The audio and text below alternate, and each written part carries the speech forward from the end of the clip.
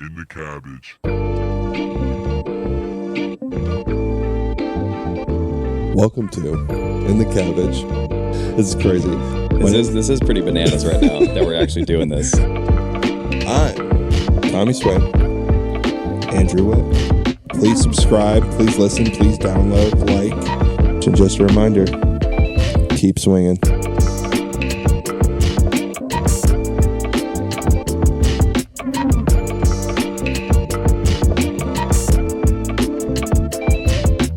Heyo, welcome back to In the Cabbage. To my right or your left, Andrew Witt. What's up, fam? What is up, buddy? We are back for another episode. We are here on the comfy corner, the cozy corner, as we used to call it. Oh, yeah. Just got done playing 18 holes of golf. Done that. Played 2 rounds over the weekend. Played 1 round. I'm just a golfing fiend right now. You really are. And you know what? Live it up right now before you start locking back into that 9 to 5. Yeah, that's the. It's not too often you get to play a golf round at like 2 o'clock in the afternoon. Yeah, it felt That's nice. really nice. And it's really nice outside weather-wise right now. Totally. But I do get a little annoyed. It feels like sometimes like the fall or the winter heat It is lags. like hotter. It lags, bro. Yes. Yeah, our fall weather just totally just gets pushed off and like, maybe in November, try again. Yeah, it's like the 80, like the 81, 82 during this time feels so much hotter than like an 82 during the summer for whatever I feel like it's reason. just because you're not expecting it. Yeah. Because it was so nice the past, like when we played golf over the weekend at Miles Square, it was unbelievably nice out. Yeah, it was really nice. It was like Gorgeous. no wind. But yeah, man. And the course was in phenomenal conditioning, really, really nice. I thought the greens were going to be aerated, honestly. There's a lot of golf courses out there with aerated greens. Nothing worse. And I get it. Like, I know, like, that's part of the thing that golf courses, like, need to do. But it's kind of a minor inconvenience when you go play. It's such a bummer. They should just have it like all golf courses. I guess you can't because all greens and things are different. But it'd be nice if there was like, this is when we do it every year. Because I thought in October everyone punches. Guess not. Because Or Miles Square was punching this past week, or this week maybe. yeah, Maybe after the men's club. Who knows? Who it knows? was. I've lost a piece of my game recently, and it's so weird how like a golf game can just go. Strange, man. I don't understand it. Yeah, because I feel like you were so good. You're talking about your wedge game, Yeah. right? Okay, yeah. My wedge and my mid iron games it's kind of just disappeared slightly on me. Mid iron. Really? You think Yeah, so? I just couldn't really hit. Like I'm not very like not hitting greens. I'm missing greens like left and right. They're not like crazy misses, but when I was playing really well, I'm hitting wedges pretty much near where I need to. I would and say mid-irons from are on the like green. 7 iron down for you, you are pretty lasery and you're not really missing that many greens. You're going to make, I would say, about half the greens from 7 to about 9 iron. And then pitching downwards, I would say about 60 to 70% of greens you hit. Yeah, I would say that. And the misses are, if I do miss a green, it's never that crazy. No, it's not. Now I'm like hosel rocketing balls. Dude, it's so abrupt and brutal. Right. It's jarring, man. It throws you off. I just don't know like where it comes from. I don't know.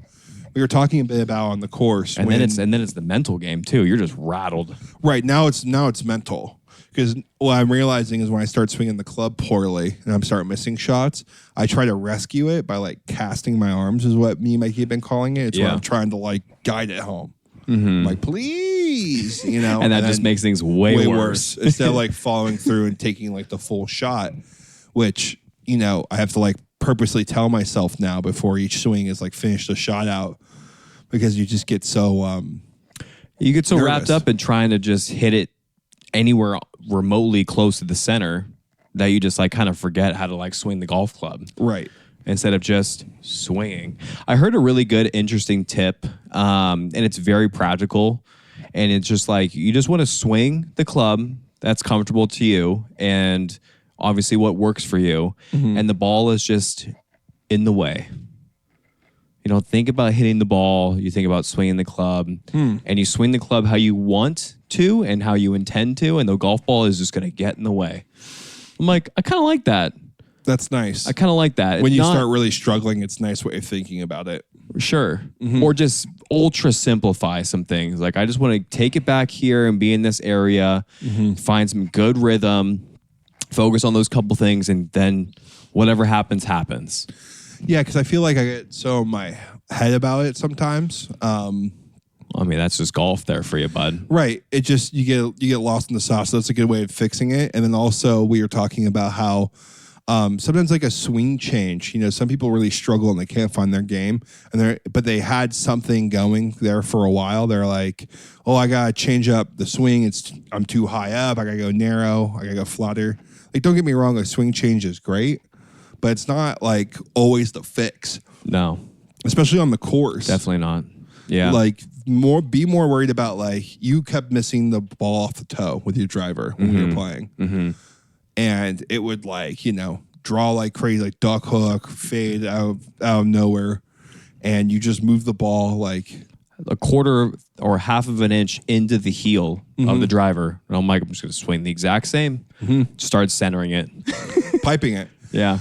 So it's weird. And for me, it's like, I'll start hosel rocketing every club besides like the driver and the hybrid. And I'm like, oh, I'm probably standing too far away from the ball. Step up closer, and sure enough, I know. It's just you were saying to me that the swing fix, everyone like tends to just want to jump ship and just go to this crazy big change. Right. And golf is obviously just a game of like minute angles and timing. And like you said it best. Look at your address, look at the way you're standing, look at your grip, look at your posture. And if like all of those are like all check it out and are really solid and you still can't figure it out, or you still can't accommodate like a good center strike in the club face, like maybe half the time, 3 out of 10 times, okay, maybe we should start looking somewhere else, maybe, right? You might have some like big flaws, but if you're anywhere near a bogey golfer and you start becoming a 25 handicap, right. 30 handicap out of nowhere, let's look at the address, the posture, all that kind of stuff, alignment, and then we can then make an adjustment. Because I think with the way the more you play golf, you're maybe compensating. I'm missing more left, so I'm gonna aim more right, and that's gonna like throw off over corrections and all this and that. So like you just got to take a step back, and I think that's just a really nice way of like simplifying the game, where like you're not doing any mechanical changes. You're doing all your work before you go to hit the shot, and then just hit it. Yeah. Do you have a pre-shot routine? Are you coming into the shot with like a clear, like you and I were all hyped up because we were playing golf on Sunday. We were more fixated on dynasty trades, what was going on, who was playing later. Red zone was on. Right. And then my game was slipping and I'm not playing well enough for it to like be in that like floaty headspace. So it took like almost like a talking through full refocus of the shot. Yeah, it was a mental thing for you. I had to like fully be like, okay, you got to finish the shot. Where are you aiming? What club is this? Look at your lie. Like, what is the goal? Do you want to be above the hole? Do you want to be below the hole? Like, what is the full go on this one wedge shot that I've been struggling with all day? Sure. And sure as shit, slowed down, talked it out, full focus, put it right where I needed to. Best shot probably of the day for me. Yeah. And that was that like little 50 that you had, right? And you were just full on having a monologue for a good minute, and I let you go. It was entertaining for me because you just snapped out of it. You're like, I am playing like dog shit, or I'm just not hitting the golf ball well at all. I'm just not focusing. I got way too much of the other things going on. You just took a step back, smoking cigars, right? Couple deep breaths, lock it back in, refocus, and then you put it 15 feet away from the cup. Yeah. Solid shot. And look for a birdie, tap in par. Yeah. You're like, great. I just feel like, I'm not saying like don't go through swing changes because my swing is nowhere near perfect. But what I'm saying is like, if you're swinging it well and, you're like trying to always make swing corrections, try fixing like the approach and then what you're doing. And maybe even what golf balls are you using?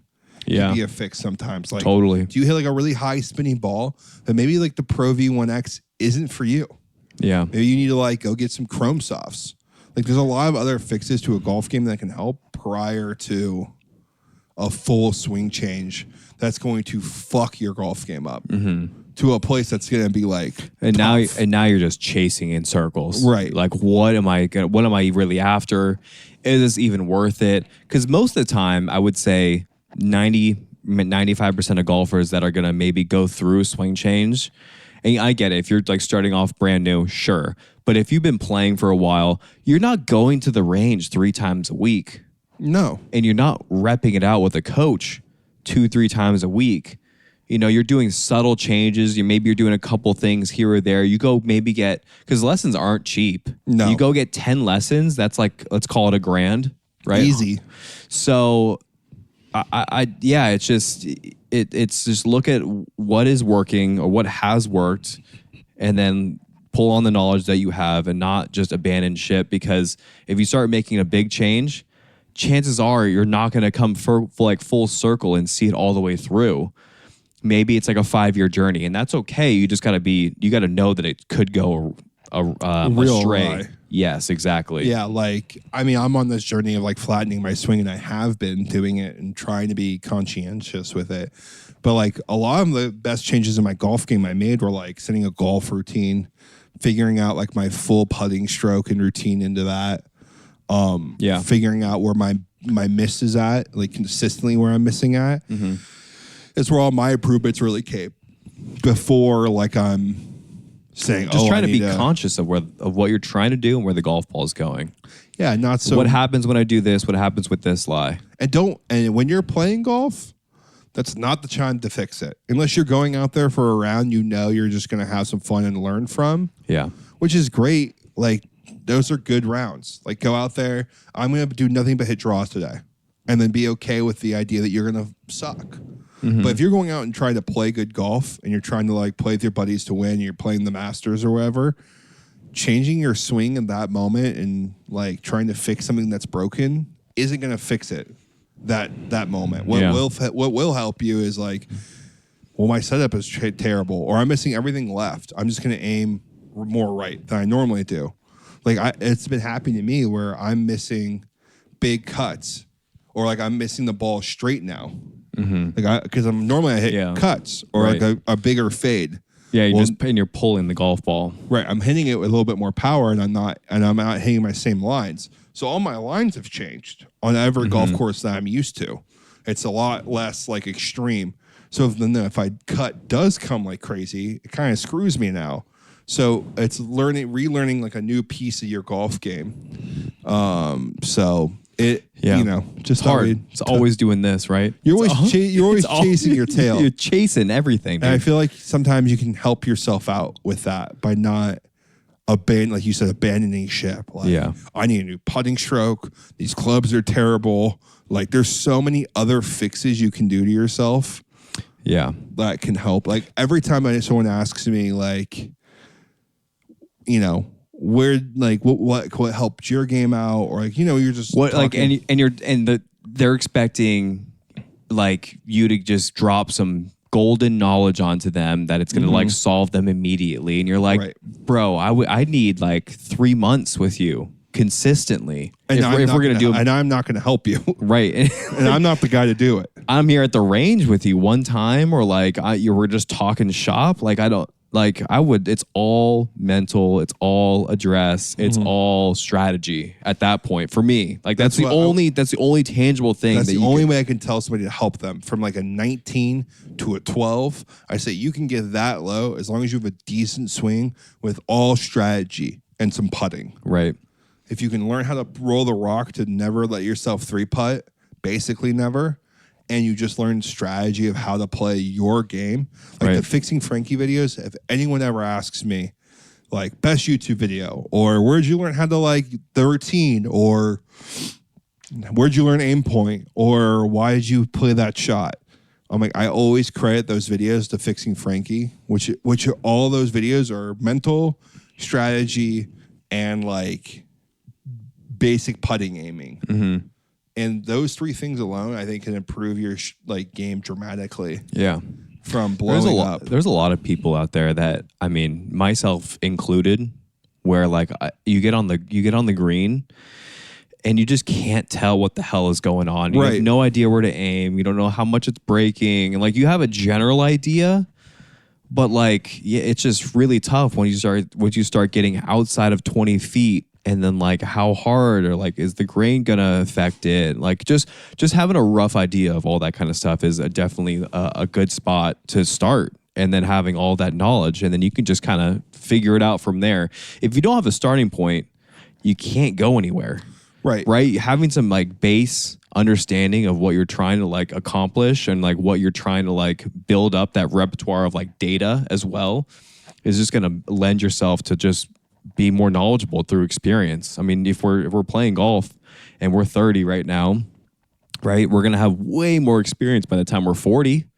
Right. There's going to be so much more. I'm, speaking for ourselves, when we used to play a ton back in college, we had no idea what we were doing. Like we were just slapping it around. I mean, like obviously we didn't care really that much because we weren't like that into it, but we played enough to be like, we were semi-competing with one another, blah, blah, blah.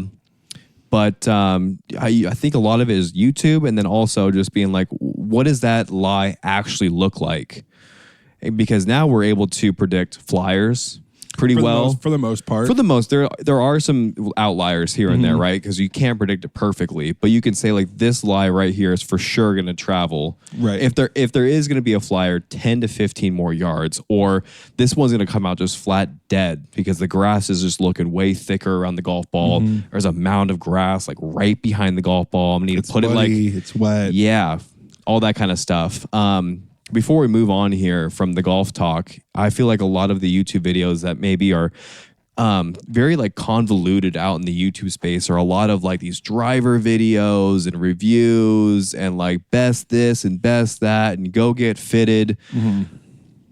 I wanted to touch really quickly on the golf ball because there was a video, and there's plenty of people actually out there that are famous YouTubers that are very serious about reviewing equipment. Right. And what is like one of the most important pieces and the cheapest thing actually to just go get fitted for is a golf ball. Getting the right golf ball, if you hit a high lofty one with a ton of spin, dude, there's tests out there where like the wedges will spin like 1,500 RPMs less or more. And same thing with the driver, like 700 or 800 revs. And that's massive, right? That's massive. That brings, let's say, optimal driving window is like whatever. It's called 12-degree launch, 2,300 spin. Well, you might be having a 3,200 spin driver, but you just might be playing a super high spin golf ball. Right. And so that's just the problem. Playing the same golf ball, you got to play the same golf ball. Yeah, like picking up golf balls in the woods, unless it's like a pearl. Like I'm finding a Pro V1, and it's got to look almost brand new. Yeah, like a nice Strixon, a nice Callaway. Those golf balls I'm grabbing, but I'm not going to be just like, oh, whatever. This is a Titleist Vortex. Let me go ahead and let me put this in the bag. Yeah, because that's just not going to help me because I just don't know what it's going to do. The spin, it's going to change all my carry distances, and it might fly a little bit differently in the air too. I don't know, but picking a golf ball that you can afford and put in your bag consistently, that you like the feel and it performs pretty well for you, just play that golf ball and just get used to it because it's not just your carry yardages, it's also your shots around the green, how far they're going to be releasing, how much they check. And out of what lie too. And so I just feel like that was one of the big things that also in tandem with strategy, routine, setup, all that kind of stuff is like playing a consistent golf ball. So you know what the heck's going to happen is, you can't really like put a priority over that really. Yeah. I mean, like even like if you're playing well, like, and you've been using the same golf ball for like 5-6 holes and you blast it into the tree, like maybe that golf ball needs to just go in the water. And I know people don't want to do that because it sucks for me too. Well, if it's got a scuff on it, you should not play it. You shouldn't play the ball. Like there's just things out there with the golf game that people can improve on dramatically that have nothing to do with your swing. And I mean, now if you have a funky ass Charles Barkley swing, you got issues. You got to learn how to hit the golf ball somewhat decently at a clip. But like, for example, like Lucas Lamont, would say he is a very unorthodox stance and a not traditionally like Chris swing. Yeah. I would say Chris's swing is like picturesque, A to B, what your swing wanted to look like. I would say like Lucas has a swing that can. He's got the John Daly type swing, doesn't he? Didn't you tell me he's got like he takes it way past horizontal or parallel to the ground? It's a little flatter now. Okay, but it's just his stances are a little funky because of his ankle and the things he does. But guess what? He puts that face square back onto the ball, and that ball takes off. Hits the ball far, hits it accurately. Doesn't lose a lot of golf balls, if any. Like, you play the same ball day to day on a country club, like with water, with trees, with OBs. Like, that's a good round of golf. I mean, last time I played with him, I think we talked about in the podcast, he shot a 66. Yeah, like, that's insane, man. And he doesn't have a traditional swing, and then I think it just proves that you don't need to like have a traditional swing to play really, really good golf. And totally, and. Anyways, just thought we a little golf talk because we are a golf podcast. I guess we can bring up this topic right now since we're on it. But I think pro golf right now needs a major facelift. Yeah. This last season, I thought, left a lot on the table. It sounds like you've given this some decent thought, so I'm just going to let you ride here, bud. I haven't given a lot of thought besides the fact that, like, I don't know what they need to do because we still got the live thing going on. There's no updates on that. I know by the end of the year, like, they have to have some sort of agreement planned out. Rory McIlroy has already came out saying he's not going to come out and play as many tournaments this year. Players are saying they're not playing as many tournaments this year, regardless. And that's fine. I don't care. But let's start making it better. I don't know how to do that. Less commercials. Like, more engagement when players are there. Let's add in like some sort of match play season within the tournament to maybe get people with a traditional playoff. Like an NBA in-season tournament kind of a thing. Vibe, yeah. Like where match players can come out and have their, time, because there's people like Kevin Kisner that you don't want to see match play. There's golfers out there who you don't really want to see, come out and do that. And also, doing these match play tournaments makes it really evident on who you want on the President's team or the Ryder Cup team. Sure. Because the in-season tournament, they went, 6-0 and lost in the playoffs to Scotty Scheffler or whatever, Like, there's got to be some sort of facelift to get some new viewers going, because this last season of pro golf, I didn't watch very much, to be honest. I didn't either. I didn't really spark my interest. None of the majors, were that crazy to me. All I watched were the majors. Yeah, I mean, I watched them. And a couple elevated events. Like, I'll watch, always watch the Waste Management. The RBC always seems to catch my attention for whatever reason. And, that's kind of it. Bay Hill. And then the majors. But there's not we gotta have more more. If we're not, we should almost just eliminate. I mean, it sounds, you can't do it, but I would love to just eliminate all just the fluff tournaments. You can't do it because that's how all of the the other PGA Tour players that have their card can actually play in these events. It's like that. You have to do that, but maybe we have some form of, ranking of 200 to 100, and then there's teams, maybe. And then in those off, non-elevated tournaments, maybe there's 8-10 of them, and you're just racking points for your team, and then maybe that squad that wins is going to make you automatically qualify into the elevated events next year or something. I don't know. You got to. I'm with you. There's got to be something to it. Maybe there needs to be some trash talk. That seems to a lot of the drama in sports, and a lot of these off the court or off the field situations create a lot of buzz, just like Live Golf did, just all it's bad, but there's all the Deshaun Watson shit that's just running through all of the NFL, or Aaron Rodgers is just not showing up to camp because he's going and taking ayahuasca. There's no good storylines in golf besides Live. and the PGA Tour, which has been played out and no one gives a shit about it anymore. And the live guys, like the live tournaments are so uninteresting. They're so flat. Like they're just as flat as the PGA Tour Dude, they're events. so flat. I mean, I think they're more flat, honestly, because I don't know what the heck's going on, one. And two, I feel like just the names alone that are out there just the don't. Fireball, the keg monsters, whatever the hell that is. It's just so monsters. they're so childish and gimmicky, and then like, and also like the passion isn't there, and that's the big thing. The fire like, is not there because they're getting paid so much fucking money that like John Rahm looks like he wants it, but like. I mean, that's about it. Brooks Koepka doesn't look like he really cares. He always looks like he doesn't care, though. DJ doesn't look like he cares. DJ's like outside the top 200 now. Right. Gooch doesn't look great. Like, these guys just don't, you know. But anyways, that's not for me to figure out. I hope this golf season has a little bit more storylines. The commercial thing needs to stop. The commercials are out of control. The commercial thing this year is just like death. Because now all you want to do is sit on your phone.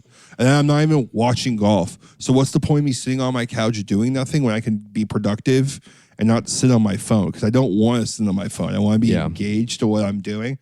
And not to say that every tournament needs to be the most interesting thing in the world. Because not every NBA basketball game is, not every whatever. But I should be able to look up half the time and we should be watching golf, not commercials.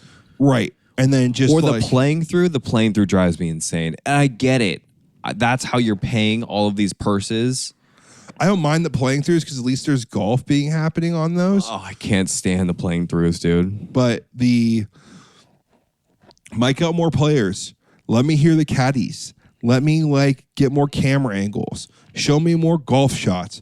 Like I think a lot of the follow one featured group the whole time unless I want to. Yeah. Show me the whole field. I don't care. Whole field. Give me all the bad shots. Give me the good shots. I just don't want to watch the same 4 golfers on Sunday. I want to know who's in ninth, who's maybe making a move. I want to see at least the top 15, plus sprinkle in a couple of the guys that are like that made the cut. Right. Or like there's a rookie who's making a run or something where they add more storylines to get more people engaged with deeper golfers. But anyways, moving on to more interesting sports right now. Those shoes. I got to comment on these shoes. What's going on? These On Clouds. Are they the best in the game at the moment? I mean, shoe wise, probably everyone's got their own choice, right? Like in feeling to it. Wow, that alley oop was unreal. I missed it. First, it's opening night Laker game. We got the TV on in the background. Sue us. It's 9:00 at night. Rudy Gobert just went to the fucking top of the backboard to throw one down. That's nice. Damn. Big dude. That's about all I can do though. These shoes out here in Europe were absolutely comfortable. I think if you're talking about, for me personally, like a ugly looking track shoe, because most track shoes aren't very good looking. Besides Asics making a crazy run right now and like shoe culture. Like who saw that coming? On Clouds just seem very comfortable to me. They fit my foot very well. It's not for everyone, but give them a shot. They are comfortable. I love the Federers that I have, and I really want something along those lines because they look track-esque, but they're not. They're like sport casual. Yeah, it's the vibe. Sport casual. And I'll let you throw these puppies on later so you maybe get a feel of them. But it's a good look. It's a good look. And I'm happy that this look is actually coming in because I feel like it's just like, why not? Why aren't people wearing more of these? Because I have Nikes over there I can definitely wear. And I've been like, oh, I'll throw these Nikes back on. I haven't taken these off my feet. Right. They're like significantly better. Yeah, they're way more comfortable. And anyways. That's cool. All right, on to other things. Let's go talk a little contract talk. You mentioned his name earlier. Deshaun Watson out for the year. Like 95% sure with a torn Achilles, even though his mom said that he's fine. He's not. She said that he's fine. Yeah, there was like a tweet she sent out later that night saying he's fine. He's not fine. I think it's confirmed at this point. Yeah. We were just talking about... We saw that thing pop. Yeah. I mean, he's done. Yeah, it looked awful. He knew immediately. I mean, so I heard some numbers, and obviously they're going to be a little off, but he makes a little less if he doesn't play another snap for the next 2 years, of which he's going to be out for a year now. He'll probably be back before the start of next season if he even decides to play. Yeah, that's the thing, is that his contract is fully guaranteed. Right. So over the next 2 years, I think he's guaranteed upwards of like $110 million. I think it's more. I think I'm underselling it, but it's like $45 million a year. Yeah, I think it's more. Yeah. I thought it was like this next year he's going to get paid like 70. Could be 75 or something like that. Let's put it like this. It's over $100 million to play. Yeah. Not play a single snap of NFL football in the next 2 years. And if I was Deshaun Watson, I would take the money and run. Why? I mean, like, why even come back? Sorry. I mean, exactly. It's not like I was disputing you. No, I agree. Why even come back to football? Because it's fully guaranteed. He doesn't look the same. Oh, he's ass, man. Doesn't look the same. And it's sad because at one point, he was considered one of the best quarterbacks in the league. Yeah. Prior to the massage parlor. And it's interesting why you would come back to something like that because, like, you're going to come back to the Browns. No one's going to want your contract. No. No one's going to trade for Deshaun Watson. After what he displayed? No. This past so he's going to have years? to play for the Browns, which they're going to suck for the next 2 years because of that contract. Yeah, they're going to be so bad. They already lost Tamar. They already lost Cooper.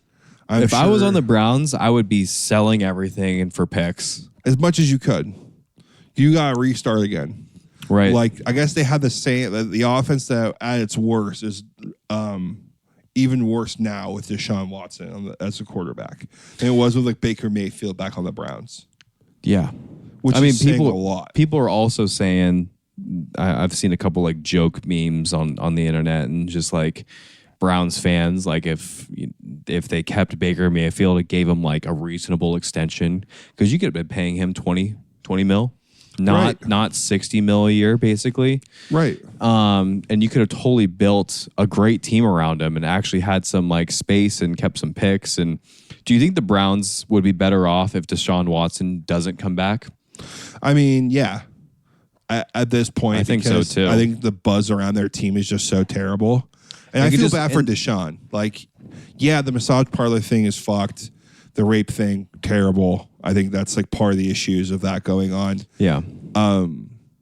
Like the talk around his football game is just so bad that like there's no rescuing it. There's not. He's not going to come back from an Achilles tear and be a different person. No. Most people come back from an Achilles tear that they're not the same person most of the time. Well, isn't he like 29 now as well? You know, so it's not like he's not 23. Yeah. 24. I mean, quarterback 29 is still like pretty young. He also just looks so checked out when he's playing that to me, it doesn't look like he wants to get back on the field. If I were like to see into the future, I don't think he takes his rehab very seriously. I don't know if he's going to have that same drive, right? Like or go that back desire. to like a shit. It's not like he's coming back to the Patriots or like the like Chiefs. No, like a historic good organization. Like I feel like the Patriots will figure it out at some point. Not this year, but down the line, like the Patriots will be good. Sure, again. Of course. It's not like he's like playing for a team that's running. Like it's not Baltimore. It's not a team that's in the hunt. He's playing for the Browns. They're not going to make the playoffs. They were halfway decent last year too, and he was just ass coming out this year. He looked awful last year too. Right, and he was like holding them back. Pretty much. And he thought, okay, well, he's got a full year of football underneath his belt. It's the time. Right. And it's not the time. No. So because then there were other things too, right? Didn't his dad like pass away, and then obviously all the other allegations that came out, and then there's just so much negative noise around his name. It's just it's too much. It's too much. If I was Deshaun Watson, you gotta get all your money you can. Maybe you would just say, hey, pay me $100 million. Right now, up front. Oh, and cut a new deal basically and just cancel the contract? And just cancel the contract. Why would he do that though? Right. It's fully guaranteed. Because if you want to like maybe play football still and you want to save yourself and because like he's going to have to come back and play for the Browns. There's no choice. So if you don't want to play for the Browns, like you got to figure something out. Also, I'm always a guy. Who wants him though? I just can't. Someone who doesn't make millions of dollars or even hundreds of thousands of dollars, like $100 million to be like a good guy, to end my career as a good guy, would mean a lot to me. Like, look, I'm not playing football. again. I don't want to play football again. Instead of me raking you over the coals for another $20 million when I've already made so much fucking money. $180 million in my career. So much money. Like, let's just call it even. Give me $100 million. Bury the hatch. I mean, I wouldn't even ask for 100 if he's gonna pull it like that. If he wants maybe like salvage whatever he's got going on and maybe give the Browns like a second breathing chance, let's just walk away at this thing. Just give me 25. Yeah, that's 25. Like that's still so much money. That's insanity. For how much you were playing. Right. Maybe just 10. I mean, like, or just walk away. I would just say, give me at least a little more than a year and a little bit extra because you still got to get your cash, you know. He did earn that money. I mean, even though the Browns technically were just possibly the dumbest contract in NFL history. That's what people are saying. Like, and I agree with them. It's a bad contract. We're going to actually talk about another awful contract here. That'd be a fun thing to go down. All worst contracts. Biggest bust contracts. Yeah. Yeah, and football has them in droves way more than any other sport, I feel like. Just because of injuries and what's going on and where they're at and coaching and teams and players matter so much. That's not like basketball. Like you can bust picks, but you don't really bust contracts. Right. You know what you're getting. Like contract busts are a lot bigger thing in the NFL. Like even baseball, like bad picks. You get bad contracts in baseball for sure because someone can't hit the ball for a couple of years or something like that. But football, you know, like pay a guy, break his knee, can't run the ball anymore. You know, that does happen. Sure.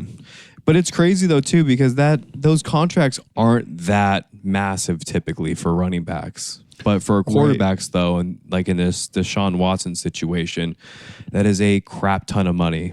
Right. And that's what I also want to talk about was the other end of it was Daniel Jones. Mm-hmm. I think New York absolutely fucking blew the Daniel Jones thing. They handled the Saquon Barkley and Daniel Jones interaction and controversy contract. I think they kind of like just really effed it up. Right. I get that maybe... I was thinking about this. Okay, so the big concern about running backs is they don't last very long. Right. They're also, even like an amazing elite running back can only carry a team so far. Mm-hmm. Like an elite wide receiver is much more valuable. An elite quarterback is much more valuable. Totally. Even like I would argue like a good, really elite offensive left guard can affect the game a bit more than an elite running back can at times. Sure. Because then you can have all that pass protection. That left guard can take on one-on-one blocks. You can stop the whole other side of the football. What Saquon did, though, is when he was an elite running back year after year, has been really good. Your team has sucked and has still put up numbers. Daniel Jones hasn't done shit the whole time he's been a New York Giant. There has been no proof that he was going to do anything, and you paid him a bag. You could have paid Saquon way less money. You could have offered Daniel Jones way less money, and you kept them both. And you could have had a much better team. Yes, agreed. Totally. You would have had Neighbors, then Daniel Jones, who I think shouldn't even start in the NFL right now, and you could have had Saquon, and you could have had Malik Neighbors right now. Malik Neighbors looks unbelievable, and you could have had at least a somewhat two-option little thing going on with your team. Yeah. But instead, you chose a very average quarterback. I would argue almost a little below average, man. Right. You can basically plug and play any veteran quarterback into an offense, and this is why I think maybe the franchises are going to start maybe shifting their interest because of what has happened as of late. Bryce Young. Right. Perfect example of this. You sell out and get the first round overall pick, and you think he's going to come in and save everything. This man has not played a down of football, is in the NFL, obviously, because he's a rookie. And there's no telling what he's able to do because the game is so much more sophisticated in depth, and the guys are flying all over the field. It's so different, right?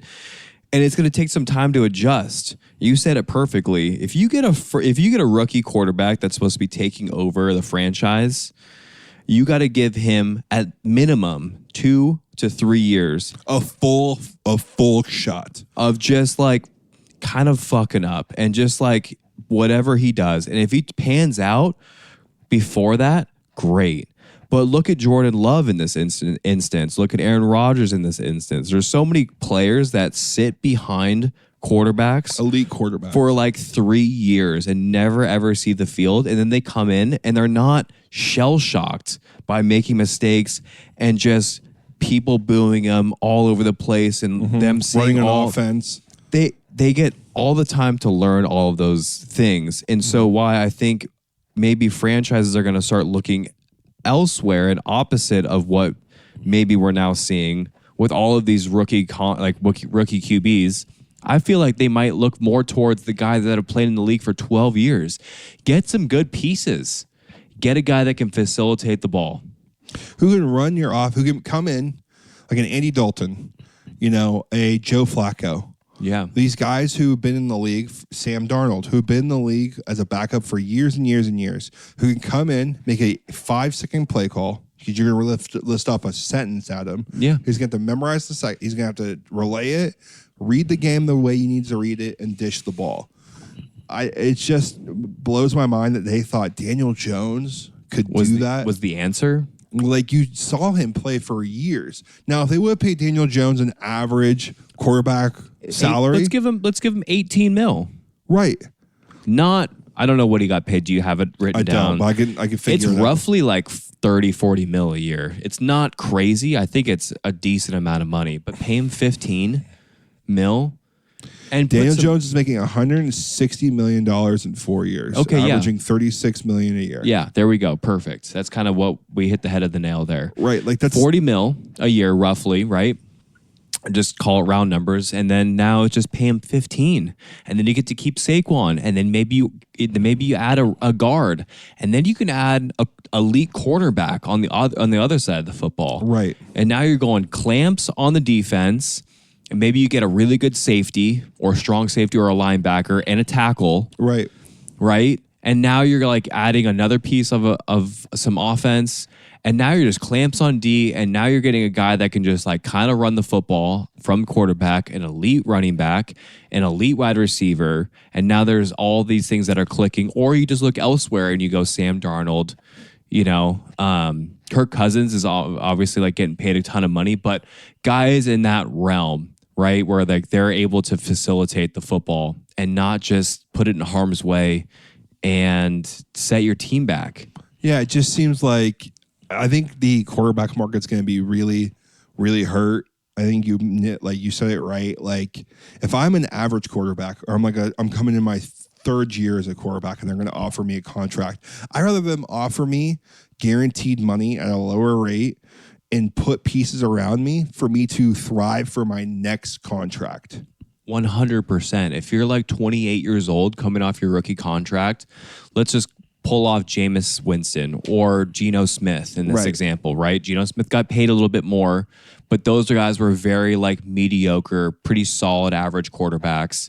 Give me one of those guys. I'll take a little bit less pay for 3 to 4 years so you could put guys around me and I'm not making a bag. And then now I'm actually like not suffering out here trying to just run for my life because I got nobody around me to play. Just give yourself a shot. Now, obviously, go get your fucking money. If you're a quarterback... What are we talking about here? You're still making 20 mil a year, 15 mil a year. If Daniel Jones is going to be offered that money, it's not on Daniel Jones to say no. I'm mainly talking to the organizations on this.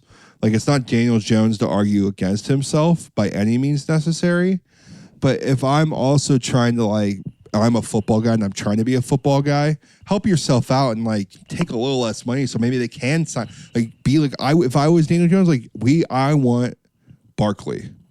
I want Saquon back on this team. Because he's looked like an elite top 2, top 3 running back. He helps me out with so much reading the defense. He picks up a block. Knows where they go. Did it ever cross the Giants' mind that the reason why Daniel Jones even looked average was because of Saquon Barkley? Did it ever cross their minds? That's what I'm also wondering too. Why are they throwing out these massive contracts and then getting rid of your key offensive player for years?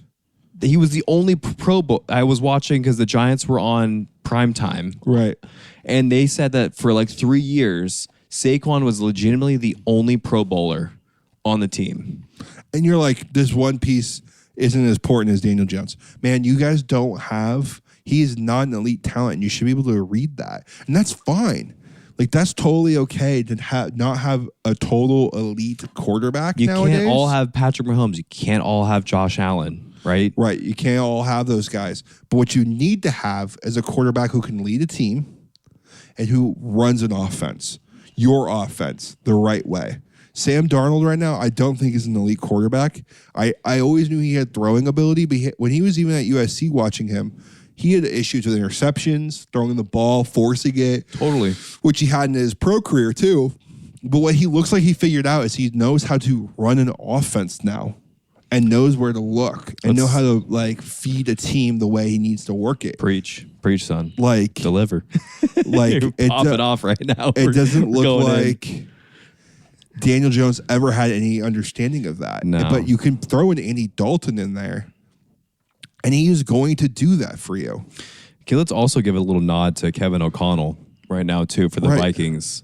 I feel like really, really good elite coaching. I started listening to Games and Friends and Games, or is that Games with Names? Games with Names. There we go. Julian Edelman's podcast. And I listened to the Matt Light episode. I'm excited to listen to more of that podcast. Right. It's good stuff. I felt like you gave me a nice raw, fun story podcast episode to listen to. But I feel like there needs to be more emphasis and understanding of what actually goes into the game of football. And I'm excited to dive into that. But I feel like head coaching is everything. If you got a solid head coach like Kevin O'Connell with the Vikings, I'm looking at their team and I'm just like, how are they figuring it out? How are they 5-1? Or how are they 6-1? No, yeah, they're 6-1. Or they had a bye, maybe. They've only lost once. They've had a bye. So they're 5-1. They just lost to the Packers by like 4 points. Right. Which I'm blanking on the name, but another great Matt coach. LaFleur? Nice, buddy. Yeah. Well done right there. Matt LaFleur, great coach. Right? Yeah, I just these coaches who can come in and see their team and read what they have and put the pieces and what this team can do around what they can do, not what you want them to do. And preparing them for certain situations as well. Like Belichick was all time at that. That's what I'm excited to listen to. Like you'll hear a lot more about Belichick being like, okay. On that pod. Yeah, like we're not with Randy Moss and Tom Brady just flinging the rock everywhere anymore. We are like a Gronk, like Edelman, cross route, one deep ball, cross route, chip blocking, roll out flats, finding open spaces, grungy football. Sure, like that's our team name now. No longer are we this Randy Moss, Tom Brady, yucking this ball around wherever we want to. Thoughts on on the Chargers, John Harbaugh and Greg Roman situation that's going on. Greg Roman is the offensive coordinator. I mean, it's so hard because I feel like Justin Herbert's being so underutilized in his. Did you watch the last game? Did you watch last night? Yeah. I just feel like he's so underutilized in his talents and how he can actually. Okay, so when I saw Justin Herbert and I thought this man is going to be one of the best quarterbacks in the NFL. I mean, I will confidently say that he still is. I think he needs to prove himself a bit more, but they also needs to find. He also has the most passing yards of all time through the first 4 seasons, though. Right, and he looks great. I mean, there's some throws I was watching yesterday, and even the announcers were like, "No one else is making that throw," and I completely agree. Like he does have that ability, and I'm a huge Justin guy, but like his ability when I was watching him on Oregon, which is hard to do, especially as a college quarterback, was his mobility and to be able to throw on the run. Mm-hmm. And I don't think people have fully utilized that concept yet with Justin Herbert because he can yam the rock as far as he wants on the run. And on he's also the money. Super, super athletic. He can run the ball. I think he runs a 4.6 40. He can run, and he's big. He can run the ball, and he's not dumb. He's not going to just take a hit to take a hit. He's going to slide. He's much smarter than he once was with that type of stuff. But, like, you can't just every time hand the ball off to Dobbins and then 30 times a game and then, like, sit in the pocket and drop back 18 times and expect to complete a bunch of passes to Joshua Palmer, Ladd McConkey, and Quentin Johnston. Like, that's like a no wide receiver core. Like, those names. Ladd McConkey's been doing well, but when he's the number one option and he's getting double teamed, it's just that's not an option. Right. He's not going to be open. It's just he's not that guy. He's a Julian Edelman kind of guy. He's a slot guy. Yeah, and that's great. We have that. Quentin Johnston at some point, I think one more year underneath his belt will be a better wide receiver. I think every year we're going to see better and better. Never stuff. thought looking at the Cardinals just recently because I watched it last night. Never thought I would miss Quentin Johnston that much. Right. We really missed him, and we missed Darius Davis, and we had Will Drissley as our number one option essentially. Yeah, I mean, the Chargers need to do a much better job with who we're trying to grab here, wide receiver wise. And I think maybe they make another move. They're just not grabbing wide receivers. I don't think people want to play for the Chargers yet. There's a rumor, and actually, I hope it happens by the time this episode drops. Mm-hmm. We get Cooper Kupp. Really? Yeah. For why? They're hoping for we just give them like a 3rd round pick for Cooper Kupp. That'd be great. Take Cooper. They have Puka. So they don't really need like a number one. Puka looks. You can kind of, that's what maybe they're trying to do is just maybe offload a little bit and get rid of some of the maybe expensive players and maybe some slightly older players at the Rams. Mm-hmm. And we get Cooper Kupp. I don't know. Chris hit me with that and I looked up his bio and what was happening with Cooper Kupp and they were saying that the Rams are willing to trade him. I don't know if I would love Cooper Kupp as much as I wanted like Amari Cooper or Devontae Adams. I mean, Cooper Kupp's unreal, but he's been injured a lot, and I don't know if he's like elite as you would need him to be to like really start carrying an organization the way we want him to. Yeah. Who's like great? Who's maybe like a realistic guy that the Chargers could target? I think we lost both of them. I think Devontae Adams and Amari Cooper could have been very realistic gets. God, dude, if we had one elite receiver. And maybe people could argue that Keenan Allen's an elite receiver. I would maybe beg to differ. I'm talking like athletically gifted. Justin, yeah. Right? That we could just start feeding the ball and start utilizing Justin Herbert. What about maybe even like a T. Higgins because he's on Higgins would be great. Franchise tag. That's like what someone who's Chris said that to me today. Yeah, someone that's not old. But you got to throw him a bag, though. Yeah, but just fine. Throw them. If he's 20, if he's a 26, 27-year-old receiver. Higgins is 24, I believe. Throw them the bag. You got to start throwing bags because you can't, like Keenan Allen, an elite wide receiver at one point, like receptions, all that bullshit. Amazing. But he's not stretching the field, though. And he's not, and he's old. He's old. Yeah. Like an old wide receiver is amazing for a second option, but like I want like a Justin Jefferson-esque player. You know what I mean? Like someone that can actually like turn the field up for. We could have drafted Herbert. Malik Neighbors. Could have got. Who did we pick up instead? Joe Alt. I mean, that's pretty good. That is good. We had to start blocking. Justin can't keep getting hit. Also, our line looked like they were just porous as all hell. They looked like fucking Swiss cheese out there last night against the Cardinals. Yeah, I mean, the Chargers, you got to give, I think the same, you give like a quarterback. Like quarterbacks need 3 years if they're starting as a rookie coming in. I know. Like you got to give coaches. At least I'm saying for sure at least a year. I think next year is going to be great. A little bit more. I guess I wanted just initial reactions now that we are 7 weeks into the season. I think the Chargers look better than they did last year. 100%. Way better. I mean, we're watching the Laker basketball right now, and they look infinitely better right now with JJ Redick as head coach than they did with Darvin Ham. Could not be any more excited for JJ Redick. I mean, right? we did. We called it. We're gonna say it. We fucking called it. We did. We said that JJ, from listening to his podcast, to come into the Lakers, if he became the Lakers head coach when the rumors were swirling, that he'd be an real coach for the Lakers. I'm gonna get that one for you right there.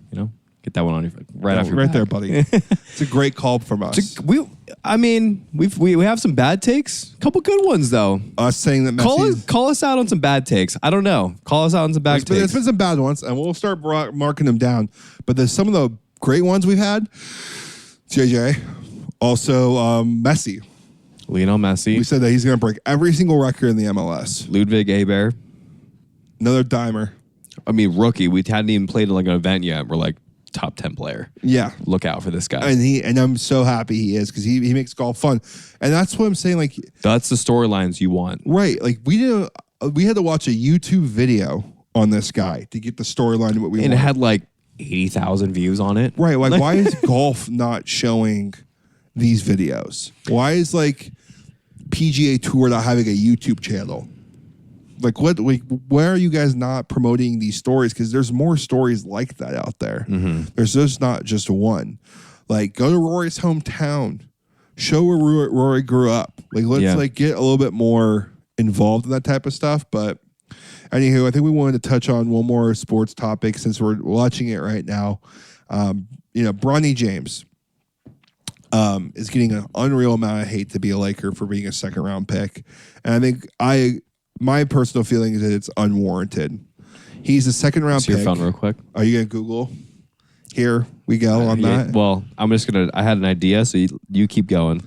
Okay. Well, with Bronny James, he's a second round pick. Right. Now, do I think he is fully 1,000% NBA ready? Maybe not. But he is an athletic talent to the point where he could possibly come in and make a difference.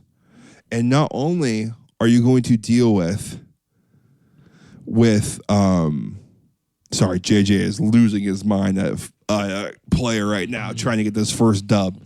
I love it. Not only are you going to have like LeBron James all over him, but he's a good kid and he is athletic and he did play for USC and he does have the ability to possibly be like a very strong 7th, 8th man on a roster. And that's what he's always said about himself. He never wanted to be He's not going to be a superstar, and he knows that, and he's perfectly fine with that. He just wants to play a very pivotal role on the Lakers where he's like rotating in with clamps defense, great block shots, contending, raw guy energy, and then could shoot 37% behind the arc. Right. And like, boom. That's perfect. And that's a second round pick. He is not. We didn't draft him first. Biggest NBA draft bust is what I looked up here. Mm-hmm. So I am backing you 100%. Maybe we're a little biased here, but like the upside that Bronny brings besides the business, is that he's LeBron's son at the end of the day. Right. And he's going to be hanging out with LeBron. And LeBron has one of the greatest basketball IQ minds out there historically in the game of basketball. Work ethic, knows how to take care of his body, and it's his son.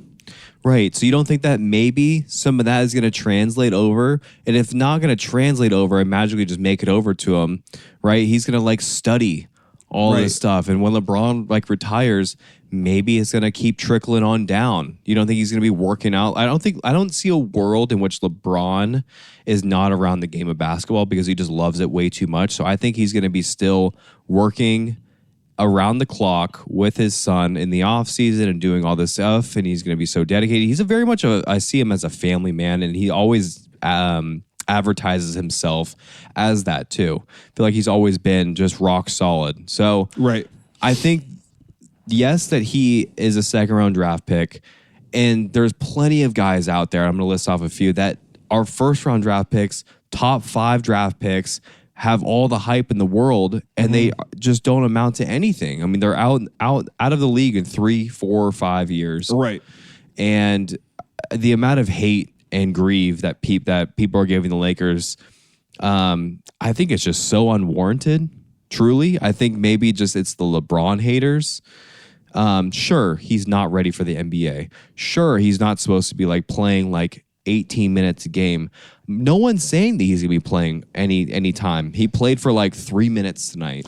Yeah, he came into the game and he touched the court, which is what you expect. And then he might not come into the game for the next like 3 months. I don't know what JJ Redick's plan is for it, but if he's not ready, I don't think that they're going to be standing in the way of getting him on the court. Maybe he's just the 12th, 13th guy. You know what I mean? That's it, baby. We can clap it up real quick. Clap it up for the Lakers. First Laker dub. A little scrappy towards the end, but they got the dub. There we go. Got to get that audio in.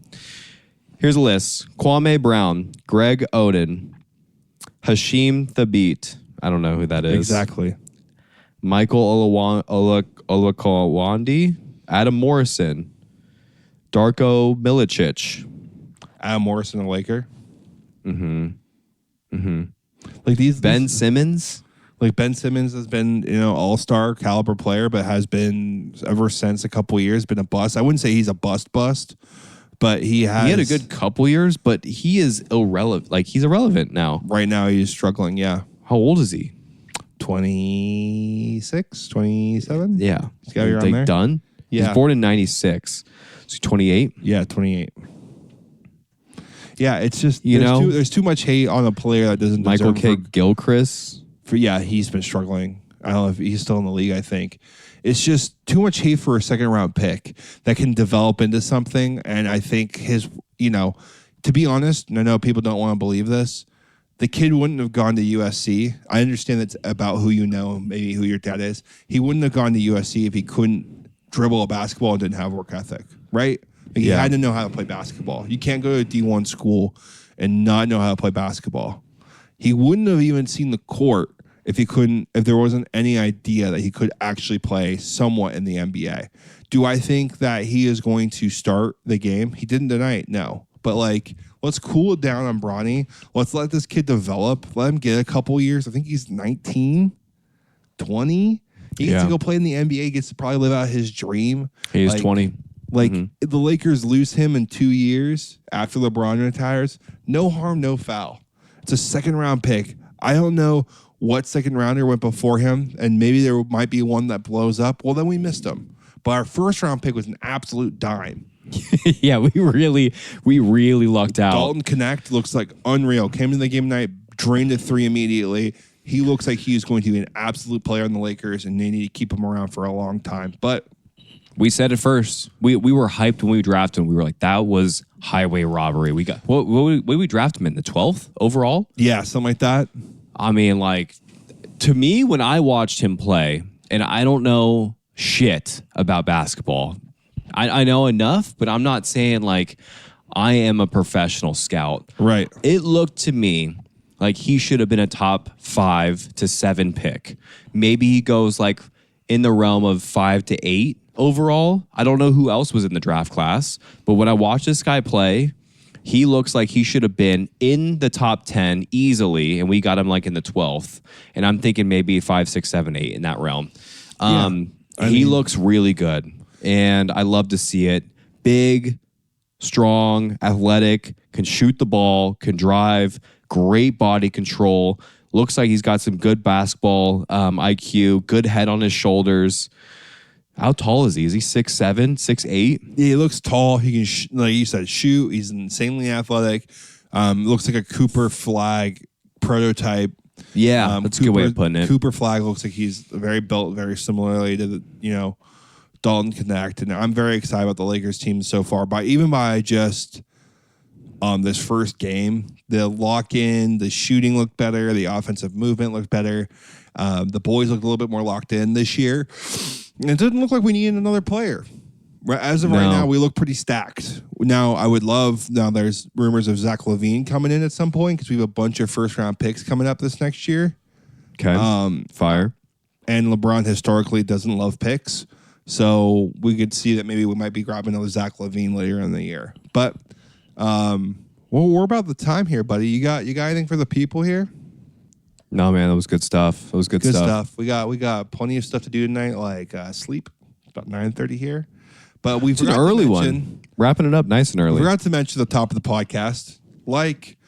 Comment, subscribe. We see you watching. Tell a friend. We see you out there. We watch the numbers. They are growing. It would help a lot if you did you did comment, you shared it with anyone, even clips, even if it's hey, listen to my friend's podcast. They're funny. They like golf. We're good guys. So, just do that for us. Comment, subscribe, because we're not going anywhere. And we're in the cabbage. Keep swinging.